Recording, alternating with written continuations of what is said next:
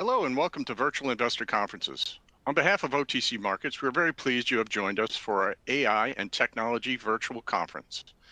Our next presentation is from AAC Clyde Space. Please note you may submit questions for the presenter in the box to the left of the slides. You can also view a company's availability for a one-on-one meeting by clicking Book a Meeting in the top toolbar. At this point, I'm very pleased to welcome Luis Gomez, Chief Executive Officer of AAC Clyde Space, which trades on the OTCQX Best Market under the symbol ACCMF and on the Nasdaq Stockholm under the symbol AAC. Welcome, Luis. Thank you. Thank you very much. Good afternoon, everyone, or good morning, depending where you are. So today I'd like to take this opportunity to present you AAC Clyde Space. We are a company that believes strongly on that space technology can be used to make life better on Earth. We believe that the technology we have developed over these last 20 years actually can improve life day to day on Earth. And in that sense, we are a space technology company, but we are very much focused on what that technology offers us day to day. And many of you are probably familiar with the kind of challenges that we as a society have been seeing in the last few years, the kind of issues that we are collectively facing, be it our weather becoming more unstable, be it our security, geopolitical events that are actually contributing to a more insecure world. And all of these are things that space can help. And space technology, and particularly the data and the information that we extract from our satellites, can actually help in building a better, more secure, better managed world. And that's very much where AAC Clyde Space has been acting. So we are a satellite builder. We build satellites. We also build parts and components for satellites that other people will use. But very much we focused on what those satellites do, what they are used for. And we have focused our attention in areas particularly around shipping. How do we help manage ships, oceans? How do we help to manage the oceans? How do we do better management of forests around the world? Increasing the resilience, strengthening the resilience of our societies. And this is done by providing more data and more information to governments, among other things like by improving our forecasts of agricultural production, how much food we are producing, and in some cases of improving the way that we monitor and predict weather. So all of these are things that we as a company have been working over the last few years. We have been looking at how do we do these in a way that is not just good for society, but is also good commercially for us as a company. And a lot of our work over the last few years, a lot of our focus has been not only in terms of growing the company, and we have grown the company about 5-6 times over the last 6 years, but has also been in improving our profitability, in actually making sure that our growth is good growth that is actually making the company more resilient, but also sustainable in the longer term. And what you can see, and we report our results in Swedish krona. So if you divide by around 10, you get the result in US dollars. You can see that over the last 3 years, we have improved our results quite substantially. We have delivered in 23 and 24, we have delivered positive EBITDA. And we have also delivered for the last 3 years positive operational cash flow. And that just shows that we are moving towards a more sustainable company, financially sustainable. And 2024 was an important year for us, not only because we improved our results, we grew more as a company, but also we actually achieved some key milestones for our work, for our future growth. And I'll just highlight a few of those. One of them is our satellite in year 1, for instance, was the first one to demonstrate a new technology for maritime ship tracking and communications based around the VDES standard. It was the first satellite to do that in orbit. This is quite an important step for us going forward for our maritime business, maritime data business. Also in 2024, the Arctic Weather satellite, satellite that we did, for which we did the payload, the instrument, the main system of that satellite, delivered its first results to the European Meteorological Satellite Organization. And that is very important as it builds the foundation for the constellation that that organization is trying to build over the next 10 years, constellation of 20 satellites, for which we will provide the payload and some of the equipment for the satellites. And last year, that satellite delivered its first results, very positive and very welcome. And we also had several large orders throughout the year in terms of building on our satellite business. We are building several satellites. We are building a constellation of 12 satellites for a company called Lusospace. We are also working on our first 16U. This is a larger satellite that we have sold. We are building also some satellites for ourselves. And we also acquired a company called Spacemetric that is a specialist data management company, data processing company. So they know how to bring data from cameras in space, from satellites that take pictures, process them, and catalog them and prepare them for actually processing by analytics tools. So that company, one of the very important tools in our mission, that is to actually make the data accessible to the users, make the data from our satellites easier to use. We finally closed a program or a contract with the European Space Agency, financed by the UK, United Kingdom government, time service called Inflection. This is to detect ships, to track them, to monitor the ships around the world, even those ones that do not want to be monitored, so that coast guards and navies can have access to these kind of information. And this will be the first big use of our next maritime services constellation that we are going to be deploying by 2028. So this was quite a big achievement for us in terms of building our future business. And as I say, although we start by being a technology company building components and satellites, the fact is over the last few years, we have been moving very much towards providing the data, the information, the actionable insights that people need, the users need on the ground. And we have focused very much in a few fields, in a few areas. Forestry, we are providing information to organizations that want to manage forests. We are providing information to farmers so that they can better manage their crops. And at the same time, we are tracking ships. We track around actually about 65,000 ships every day right now.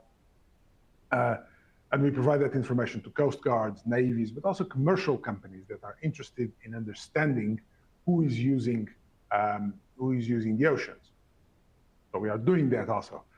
And then, of course, we are also providing some of this information to government that want to better understand what is the security situation in the oceans. One of the areas, of course, that to do these we need satellites. So we currently have 10 satellites in orbit. Of these, 8 are delivering revenue. We actually have 2 more that are undergoing commissioning right now.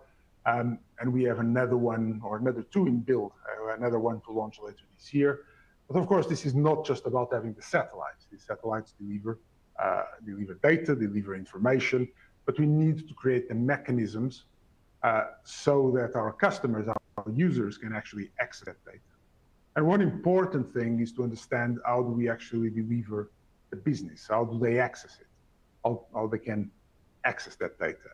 So we have created 3 different models: subscription model, where people subscribe to the service, and they get a certain amount of data over a period. They can do paper access when they want to access particularly our archives of data that we've got. We've got long archives of data, and so they can access, and they pay for that access. Or in some cases, we have customers that want a secured capacity. And secured capacity means that you have the data you need when you need it, and you make sure that it will be there. And in that sense, what we do is we develop a dedicated satellite or satellites to that customer to deliver them the data and the information they need. And in that context, we are expanding our fleet. So we have identified, for instance, that there is an increased need for information and data to support management of forests and management of crops. And we identified an area of the market that is underserviced.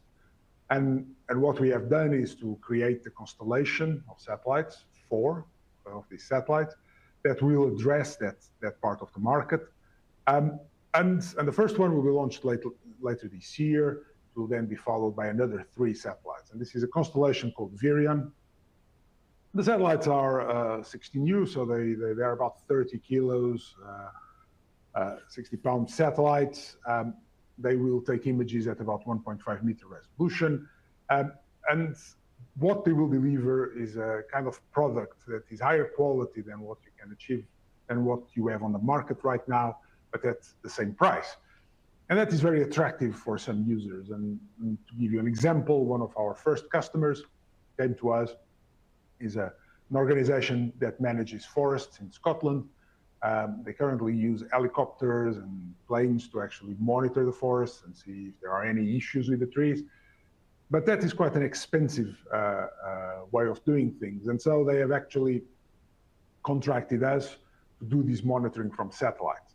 And you've got an example of how this works. And what we deliver to them is not the data, the raw data, but is actually is a service. We provide them a map with areas of forest, and you can see what the kind of information they will get on the bottom right, where we identify areas of forest that are under stress. And this is done using our own analytics software and our own IP. And these services now is generating quite a lot of interest, and we are working with other organizations and some forestry companies in North America, for instance, that are very interested in developing these as a service to help them monitor their own forests. And this is a good example of how we are addressing these markets. And particularly, in some cases, we are addressing the markets working directly with the end user. So we are responsible for generate the data, we collect the data from space, we don't linking it, we process it, we pass it through our own analytics algorithms, we provide the information to the user, and we provide the service. And that, of course, we are adding the most value, so that is always going to be the most value-added business for us. And in many cases, we will try to develop these services and deliver the end service to the end user. In other cases, the market is a bit bigger, but it's difficult to address. It's smaller customers or smaller deals, or we've got quite a big user base, but it's quite fragmented. So in those cases, we will address those users either working with other value-added service providers that already have a service, already have a distribution network. And in other cases, we are just going to make the data available to the market and then let others just work on the back of that market. So we have built these techniques, not just the models to access the market, but also how we are currently working with these users. We are working with customers into the best way of actually addressing their needs. Of course, the other area that we are also working, as I mentioned, is maritime. And in the maritime data, our core business for the last few years has been tracking ships. We are able to track vessels around the world, give that information to Coast Guards, navies, but also private companies. And currently there is quite a lot of interest, for instance, from information companies that want to know what cargoes are going from one port to the next. And all of this is generating quite a lot of interest in this market, and we are benefiting from that. So we currently have 5 satellites already delivering revenue on this market. We have another 2 that are undergoing commissioning. They're already in orbit. They're just going through their final testing and preparation to start delivering data. But also important is that we have invested over the last few years in developing the next generation of this service. And that is called the VDES. VDES technology stands for VHF Data Exchange System. And it allows not only to track ships, but also to communicate with them. We are creating a communication system that allows you to not only know the ship is, but also challenge them, ask questions, interrogate, distribute data and information, alerts, for instance, security alerts, safety alerts. And we are building the first constellation for this type of system. The picture you see on the bottom right is from space, from our EMIR-1 satellite. And this was the first satellite to demonstrate the link using this technology, this standard VDES. Was the first one to demonstrate that link between shore and a ship in the high seas. So, and on the basis of this, and we have a second satellite already in orbit with this technology, and we are working with partners on this technology. But on the base of this technology, we are developing a maritime domain awareness tool. This is a system that will allow Coast Guard or a Navy to understand who's where, who is navigating where, and can also, it is designed by working with partners on the synthetic aperture radar domain and on the signals intelligence. We'll be able to track even those vessels and ships that do not want to be tracked. And this will create a whole new range of safety at sea, of security, of navigation that currently doesn't exist. So we currently are developing this. This service will be the first user for our VDES constellation. We are currently deploying between 12 and 15 satellites by 2028. And as I say, this service, paid by the European Space Agency or by the UK government through the European Space Agency, will be effectively the first use of this system. So we are currently working quite actively on delivering these. And of course, a lot of what we do is only possible because we design our own satellites almost from the ground. So we design our own individual components for these satellites, power systems, computers. We own all of that technology in-house. We have built that, we have proven it in space. We sell hundreds of these components every year to a variety of customers besides ourselves. So we have a huge amount of experience and know-how of how to do space. And that allows us to control, design spacecraft very actively, very, very accurately to what we need. And in some cases, we also do things that are a little bit outside our core business, but they are interesting nevertheless. Some of our power systems have landed on the moon, have worked well on the moon, just showing how robust our technology is, even in a environment things were not designed for. But this building of the components, this ability to actually design things in-house allows us then to build very optimized satellites to the needs both of ourselves or of our customers. And we have been doing that for a long time. What also means that we have a great knowledge, not just of the technology, but all the bureaucracy that comes with satellites, all the licensing processes, all the negotiations with launch agencies, or how do you get your frequencies for communication, all these things that actually require quite a lot of experience. This is something we already have in-house.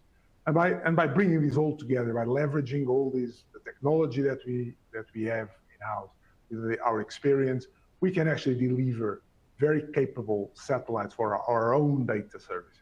And we can actually deliver very capable solutions for the market. We can offer solutions that are very robust, that work, and that deliver what our customers want. And so for 2025, we have a few major targets that we are chasing, a few major milestones. And these include the continuation and the moving on to phase 2 of our maritime domain awareness program, Inflection, that I mentioned, the launch of our first Virion, our first Earth observation satellite of the new generation. That satellite will be launched later this year. That's a big objective for us. And then is also the securing the EPS Sterna constellation. This is the constellation for weather prediction that the European Meteorological Organization is going ahead with. They're going through the process of internal approvals. They are going through the process of securing the support of all their stakeholders.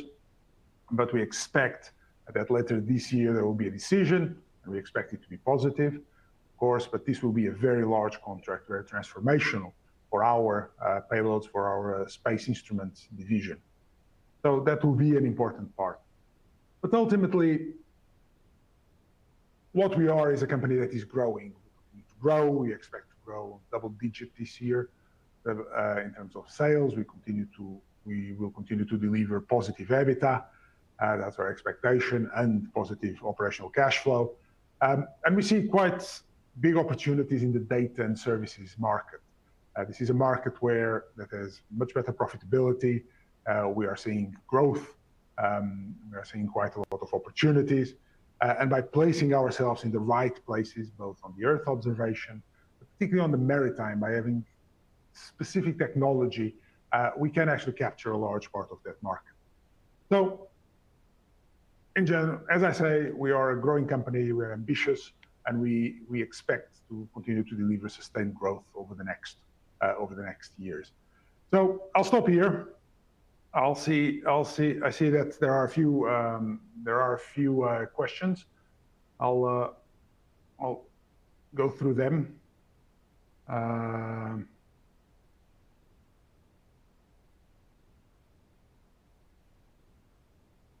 So the first question that I see is that AAC has recently increased its credit facility coupled with a recent directed issue. Right now, does AAC Clyde Space have the capability to deliver large orders, or will it need to grow inorganically for such delivery? It very much depends on what you consider a large order.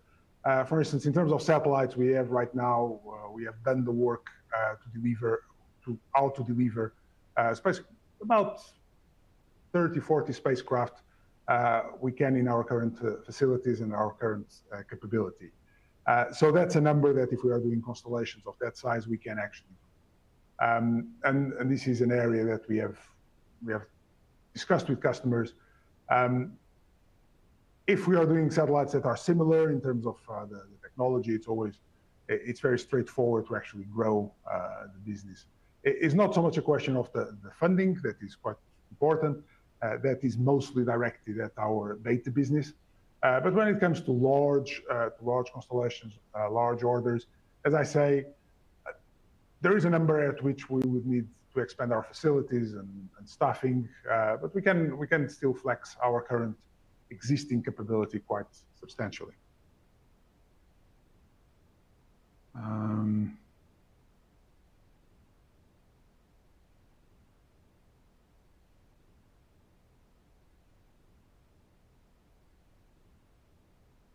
So, sorry.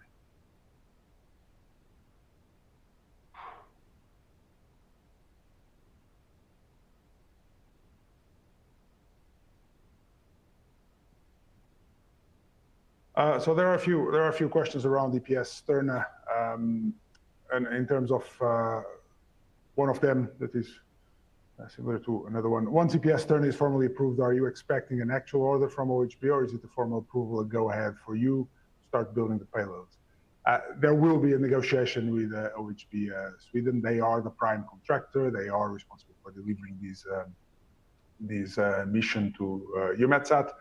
But nevertheless, we have worked with them on AWS, so I expect this.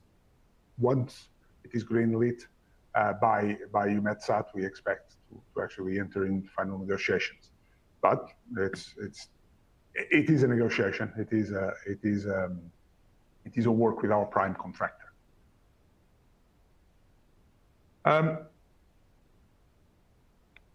There's a question on, do you think governments will be the majority of your revenue stream going forward, or is the private sector also have a large share of the revenue?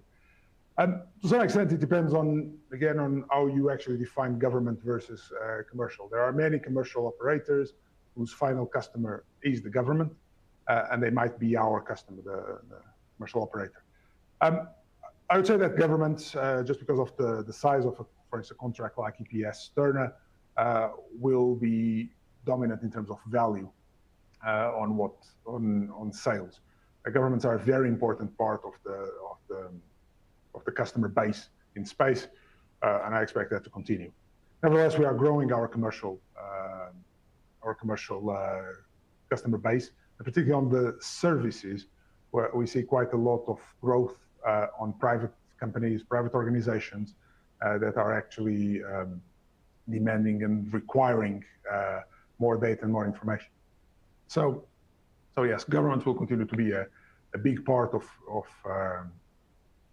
our customer base, but we see growth on the commercial side of the company.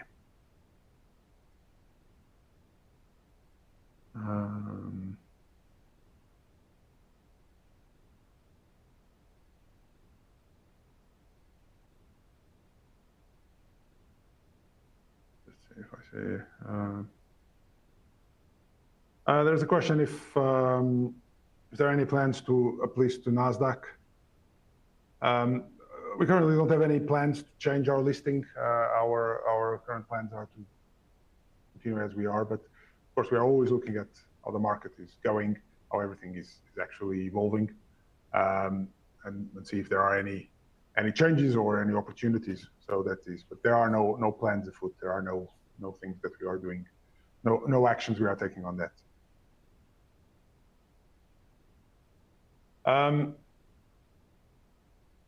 Yes, that would be, I think. Okay. I believe I'll finish here.